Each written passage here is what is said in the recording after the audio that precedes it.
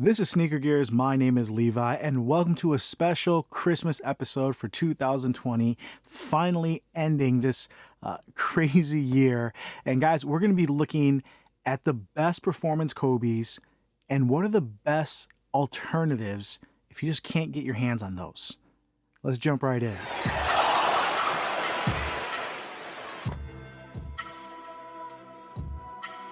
If this is your first time joining the channel, please consider subscribing and give it a thumbs up at the end if you liked it and it helped you out. And also put some comments down below. Let me guys know what you think once you kind of hear everything. This took a lot of time, a lot of thoughts. Behind the camera here, I have a pile of shoes, and behind me here, I have 7 of the best Kobes that have ever been released. And obviously we can argue that, but these are some of the most desirable ones. So obviously we have the Kobe 1 Protro right behind us, followed by the Kobe 5 and Kobe 4 all Protros, even though I do have the OG ones back here as well. Over here on our top, we do have the Kobe 9, 11, and the 8, all amazing in their own right.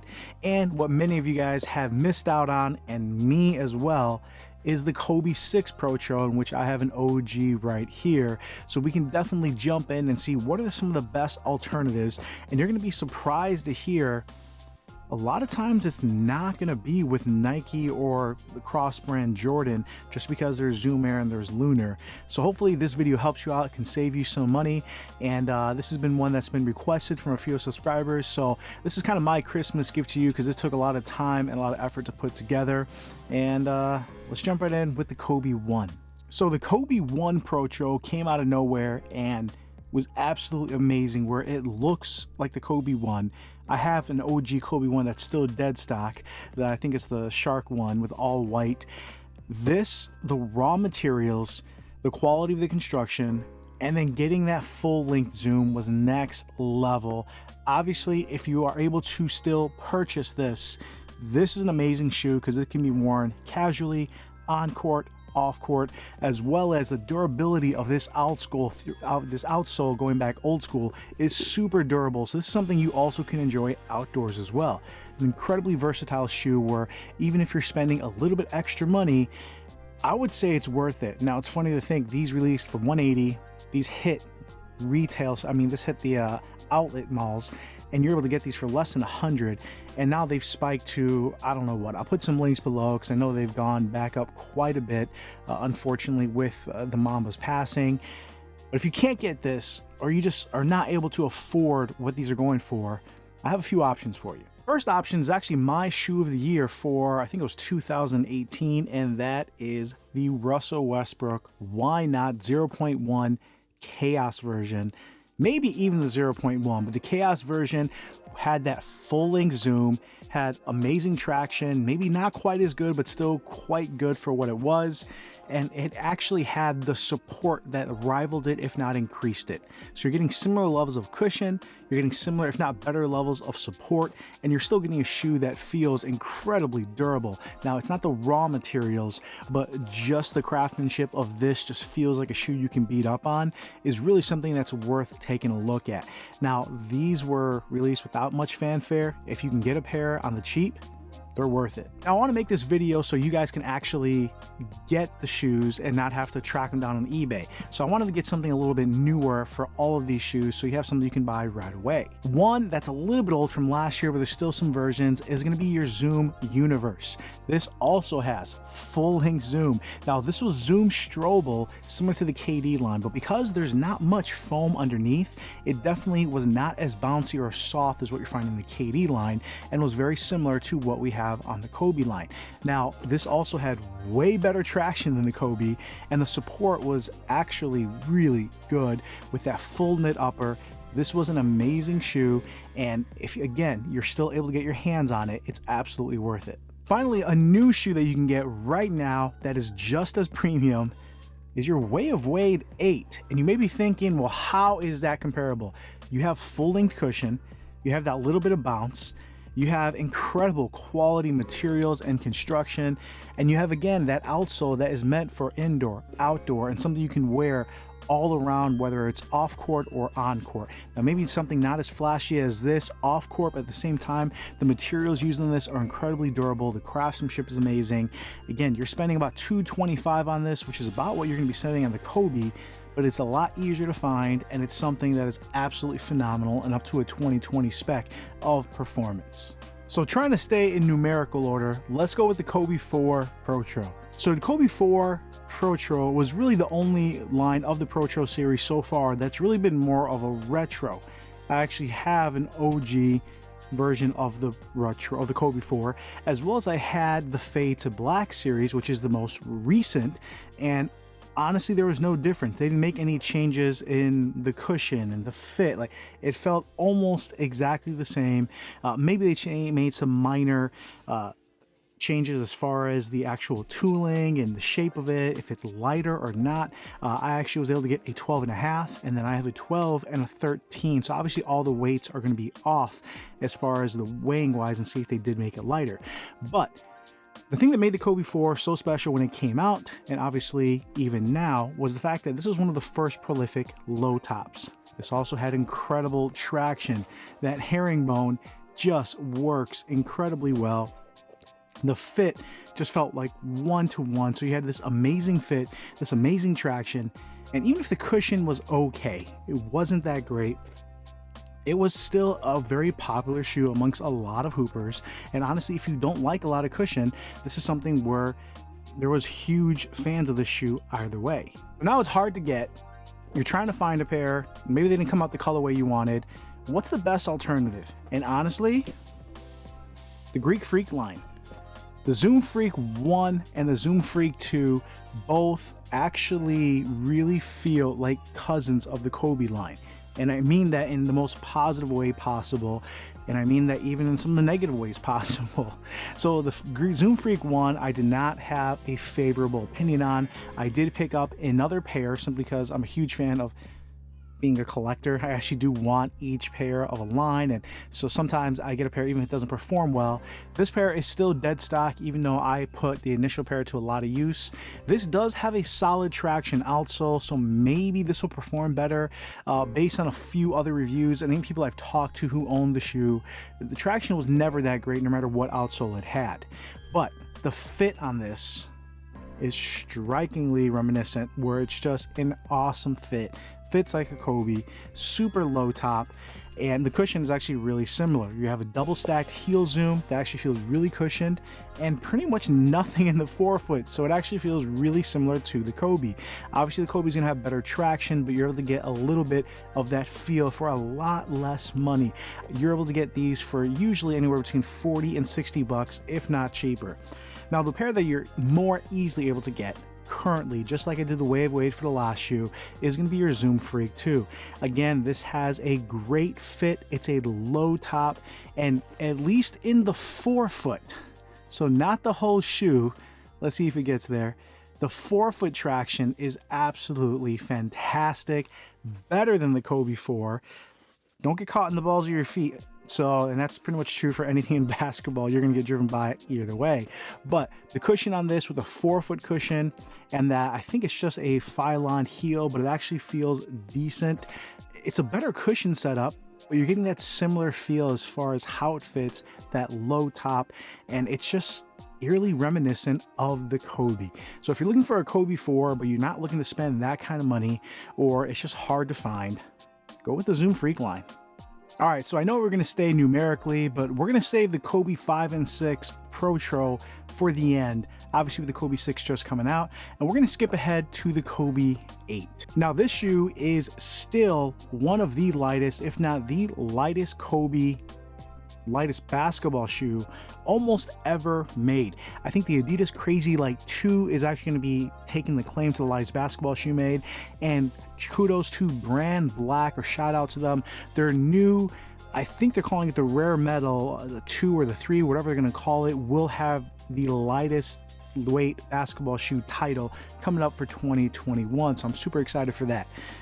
All that said, This thing is freaking phenomenal. I actually do have a midsole in here from one of the Mamba lines. I think it was like the Mamba Rage. So again, that's something you can swap out the midsoles, no problem. This feels like nothing in hand. This is a size 13. I just put it on the scale with this specific midsole, so obviously it's going to change, and we got 11.8 ounces for a size 13.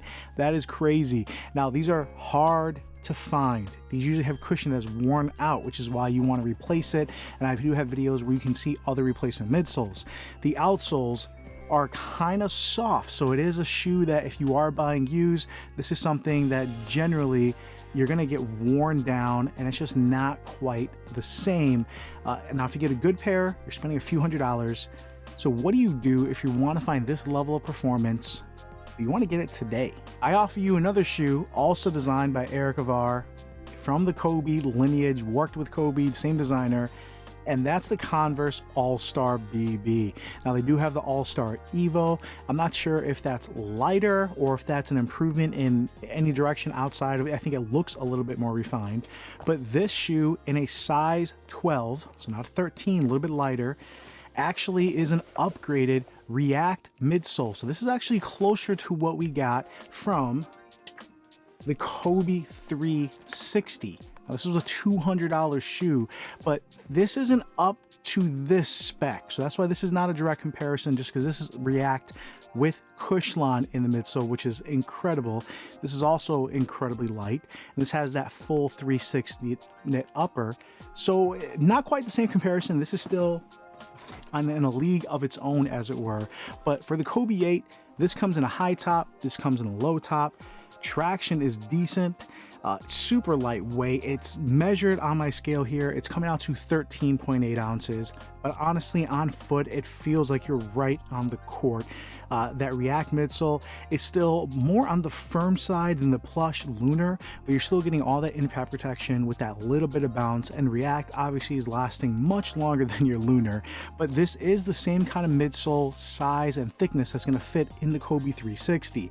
So if you do have a Kobe 360, you can swap those out and actually put the better cushion in a newer shoe, or if you're able to find a used one on eBay that's all beaten up, take out that midsole from the 360 and keep it alive and take advantage of it. But these guys are a low-key awesome basketball shoe that is, it kind of made me sad when I got it, because it really felt like a Kobe. And not having Kobe and seeing Nike doing a real disservice to the Kobe line for his fans, this was something special. All right, so now for what many consider the best Kobe of all time, and obviously that's going to be debatable between a lot of these shoes, whether it's the Kobe 6, 8, 9, or 11. He has a phenomenal line that just is great all time. You can pick up the Kobe 6, the Kobe 8, Kobe 9 today, years later, and it's going to stand up and be as good, if not better, than the majority of shoes that came out today. But the Kobe 9, the level of support you're able to get from this, the level of traction you got from this, with this traction being just unbelievable. And actually, I'll have a video coming out. The new PG5 looks like it's copying this traction, so I'm excited for that. You have support, you have traction, and then you have a drop-in midsole, which you can change up the cushioning and make it as good as you want. And actually, the Lunar on this was probably one of the best compromises, meaning it was just enough, it absorbed impact, but it was still really light and low to the court. The Kobe 11 had more cushion. You can throw the LeBron 11 midsole in here, which I did, and now you have a max cushion. You can throw a full-length Zoom in here from one of the Kobe IDs, or you can throw some of the Jordan full-length Air midsoles in here, and I have that full midsole video you guys can check out. Anyway, you can do all of those things in a shoe that, at least for my foot, with this first time flying it upper, fit me incredible. I think I have 5 pairs of these, and every time I wear them, it's a shock how good they are. And I actually can say the same thing almost of the Kobe 6. This is an awesome shoe that when people ask, what can they buy instead of this? This is getting harder to find. They're very expensive. And up until this month, just getting a pair, there was nothing like this shoe on the market that's been made ever. Puma Clyde Pro honestly came out of nowhere. This upper, which they're calling a Matrix Evo, honestly feels very similar to kind of a woven, thicker knit version of what we had from the Kobe. The midsole, which I think they're calling their something pro, and I'll put a link, whatever you want, on here. In the heel, it actually looks like Boost. I don't know if I can get a close-up of that. I'll show you guys. And in the forefoot, it actually gets a little bit more firm, but honestly, it feels like a cross between not quite the Kobe 11 with that big heel zoom and that flexible forefoot lunar, as you can see right here, where this was actually one of the highest cushion Kobes that I loved. It's not quite up to this level, but it's still more cushion than what we have in the Kobe 9. And just having done some drills in this, haven't played on it, I don't know how the traction is going to be. All right, so we'll find out when courts open up. But the fit, the weight of it, and the cushion, and the fact that it feels quite stable, at least on jabs. We'll see once we play how stable it is, because the carbon fiber wings on this and the heel, the way the tooling flares out here, so you have that outrigger. The stability on the Kobe 9 is next level. I don't know if it's going to have quite that stability, but it seems close while also being a low top. I'm super excited for this, and if anybody can say they're even close to the Kobe 9, Puma is doing some big things. Like, guys, this is props to Kobe, to the Puma line, and for what they did with this specific shoe. Now, it's cool, they do have like the Kuzma version that is not using this upper, it's using kind of a leather and old school upper, but the same tooling for the cushion. So there's a lot we don't know. We don't know how the traction is going to be, we don't know 100% how the support's going to be, but at least the fit, the upper, and the cushion are spot on, and to me that's exciting. And you can pick this up for a half, a third, a quarter of what you're able to get a Kobe 9. All right, so we got 3 pairs of shoes to go. We have the Kobe 11, the Kobe 5, and Kobe 6, both Protros. So we're gonna kick it off in the final stages here with the Kobe 11. This specifically with the solid traction outsoles, if you guys take a look here, is one of my favorites. Is it better than the Kobe 9? Well, it's lighter, it's more flexible. The cushion is better, which is, I actually like to put it in there, and you're getting similar levels of support, although obviously a couple of notches down, but also while being a little bit lighter and smoother transition, more flexible. So this was better for a lot of players, and you can definitely tell the evolution of what Kobe wanted, his playing style as he got older, and how this evolved. I love the Kobe 11. This thing is phenomenal. And actually, the only shoe that reminds me of this is a shoe that's not out yet. It was supposed to be out in 2020. It was supposed to be out in December here, and actually was pushed back. It's not from Nike, it's not from Jordan. It's actually from Adidas. The Adidas Hardened Volume 5, which I have a full preview of the specs and what I'm excited for, is coming out early next year. That's gonna have a full drop-in midsole, which a lot of companies are not doing outside of Converse. That's going to be Boost and Light Strike. It looks awesome. Now the upper is going to be closer to something like we have on, say, a Kobe 9, where it's more crinkly. It's not going to be this amazing knit upper, but it should be as cushion, if not way more cushion. The traction should be as good, if not better than this traction. This was good, but it wasn't all-star level. It wasn't like the Kobe 9. It should have more support than what this offered, and this was still really good.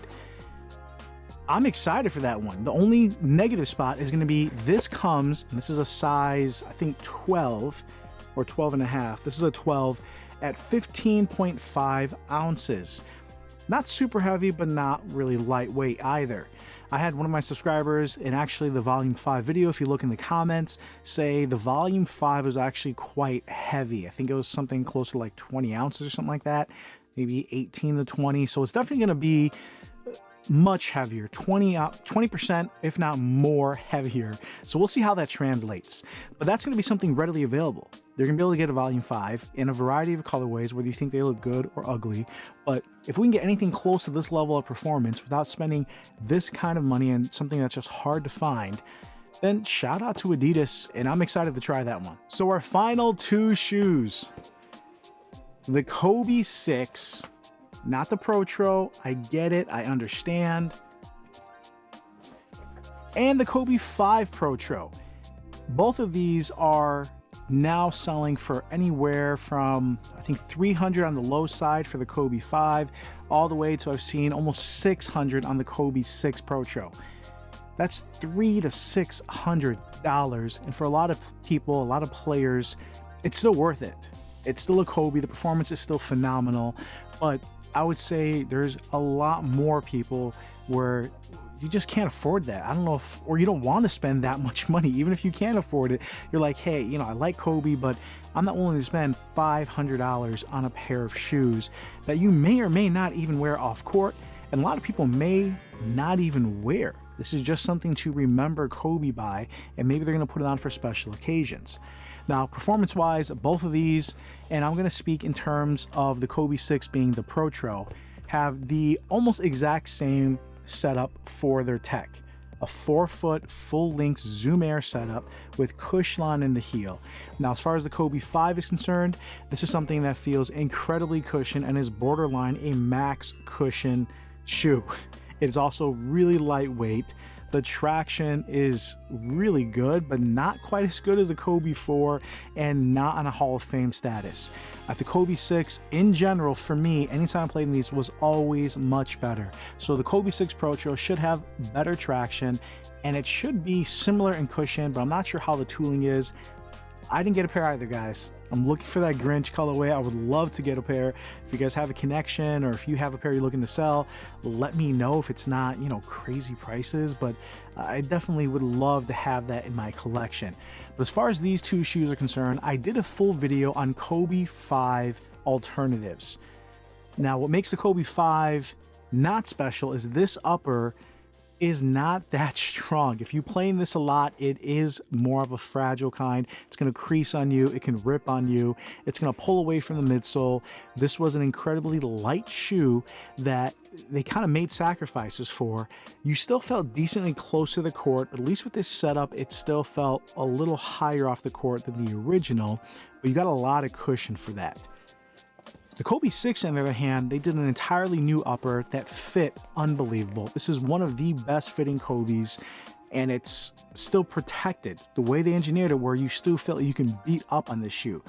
When these shoes get old, essentially the traction wears down. Now, I'm glad to see on the Kobe Protro 6, they actually did put a thicker rubber that looks a little bit more durable, maybe even grips better, but the cushion is totally different. And I found when I play in this, that Zoom Air setup was just right. It was a much smoother transition than we got in the 5. It was a little bit more flexible, it just felt natural on foot, closer to the court. All amazing things. So the options we have for the Kobe 5 are still the same. You have the Zoom Turbo you have on the Kyrie line. This is the same cushion setup, almost exactly, except this is using injected Phylon. This is more cushion, but this feels closer to the court, and it's still plenty comfortable. This is just a lot heavier, and it doesn't quite have that support level. Now, if you want to get something with the same level of cushion, if not more, actually has better traction, and still feels about as close to the court, the KD13, guys. Grab yourself the KD13 if you are looking for Kobe 5 performance, and for most people, in almost every regard, this is still the better shoe. You're going to get as much support, maybe a tad less, but not really. You're going to get better traction, bouncier cushion, and you still feel close to the court, you still feel fast. The KD13 is phenomenal. Now, how does that compare to the Kobe 6? With the Kobe 6 having a very similar setup. Now, I haven't played in it, but I can tell you the flexibility of it, the way it feels close to the court, the little bit better transition from how the tooling was changed from the Kobe 5. All of these things lead me to believe that this is going to be more of a max cushion version. So I think the best alternative to the Kobe 6 is not even from Nike or Jordan brand. I might upset a few folks, but the fit on the Kobe 6 makes it special. The weight makes it special. The transition.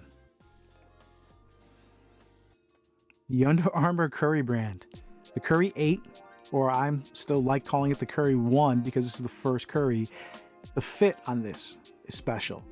It's close to the court. It still protects from impact. The transition is phenomenal. This gives me that same kind of special kind of basketball shoe that the Kobe 6 did. And this is something, again, I've only done some drills on indoor, so I haven't even played on a court with these. I could be totally off. The traction on this could be trash. Not what the reviews have said, but it's not my review. I can tell you the fit. I can tell you the transition. I can tell you the weight. It's all something that is both very special. This is still a $160 shoe. This isn't cheap. At the same time, when the Kobe 6 is going to be near impossible to get. It's $180 if you can get it, and right now they're going for $500. Who knows what other colorways you're going to have? And honestly, with the Mambas passing, with Kobe Bryant no longer being with us, every single colorway is going to be selling out, going to retailers, going to bots, going to people who are not even going to enjoy it, just trying to make money. I'm never against anybody trying to make money and trying to make a living, but at least for me, it just feels wrong with the Kobe's. That he's not here, and there's so many of us who want to play in his shoes, and I get a little kind of sad, teared up about it, guys. So it's been a long year, and Kobe not being with us is still fresh. But the Curry line, yeah, this is shockingly good in a very similar way to what the Kobe 6 did, where it had the evolution from the 4 to the 5 to where we got probably the best Zoom Kobe ever. Now they went to Lunar, they went to drop-in midsoles, and they transitioned, but for Zoom Kobe's, this was, probably always will be the pinnacle of the Kobe line. And the fact that we can get that kind of special shoe with the fit, with the traction, with the transition from a different brand in Under Armour, the fact that we're getting that from the Adidas line with the Hardened Volume 5, from the Puma line with the Clyde Pro, with all the other brands, even the Kobe Protro 1, like I said, the Way of Wade 8, has similar vibes to that. You have all these brands that are really paying their own homage to Kobe and recognizing his legacy, what he brought, the engineering that he worked with the team and with Nike. And all of these companies honestly are doing a better job than Nike. And the way Nike has been treating the Kobe line and not really catering to the fans, not really giving us an opportunity, where obviously I think every single person who loved Kobe wants to buy a shoe, even at $180, which is kind of expensive. Not many people are looking to go on the hunt and spend $500 and go through the hassle of that process. And we all don't have connections. So honestly, as far as Nike's concerned, that makes me a little angry. I would rather you guys spend your money. I would rather spend my money on some of these different brands that are actually making it easier to buy, improving performance, paying homage to what Kobe's line already did, and are just easier to get so you can actually enjoy it once you're able to get on the court. Guys, if you liked that video, please give it a thumbs up. Let me know if I missed anything. And just recapping, it's crazy that I have all these different brands here that are not Nike. Now, the Freak 1 did a great job with the Zoom Freak 1 and Zoom Freak 2, but you have your Way of Wade 8, your Puma Clyde Pro, the Converse All-Star BB, and now the Evo, and the Curry 8. And one that's not even out yet, that hopefully I can get soon, is going to be your Hardened Volume 5. All amazing performers that are going to give you a lot of that feel, performance, and vibe that we got from the Kobe line without having to go through the kind of headache of tracking down a Kobe. And shout out to probably the shoe of the year. I'll have that video come January in the KD13. That's going to give you elite traction, elite cushion, amazing fit, amazing support. You can't really go wrong with this. And one shoe I didn't really talk about that, again, is the exact specifications on the Kobe 6 Protro and Kobe 5 Protro, is the Adapt BB2. It's 4-foot zoom, it's Cushlon, it actually even ties itself. And honestly, it's cheaper than getting the Kobe's at $350. I didn't think I would say that. Obviously, normally that's twice the price, but that's not the case. And actually, the initial colorway is on sale for less than $300. And when Nike has their 20 or 25% off, you can get it even cheaper than that, meaning you are closer to, say, $240. $240 is still a lot of money, but if you can get that for half the price of a Kobe, and something like the Kobe 6 or the Kobe 5, where the Adapt BB is the exact same tooling and cushion setup, save your money, get something cool. It's gonna be heavier. I don't know what the performance is on court because I haven't tried it, but honestly, with the price of these Kobes, you may be seeing me getting the Adapt BB pretty soon. Guys, if you like that video, please consider subscribing. Leave comments below if I miss anything or if you had any questions. Merry Christmas, happy holidays to everyone around the world. I really appreciate you guys. And this video took a lot of effort and work, so it really helps the channel with your subscribes, with your giving it a thumbs up, and with just the comments. Let me know what you guys think. Guys, I really appreciate you. This is Levi with Sneaker Years, and I'll come at you later.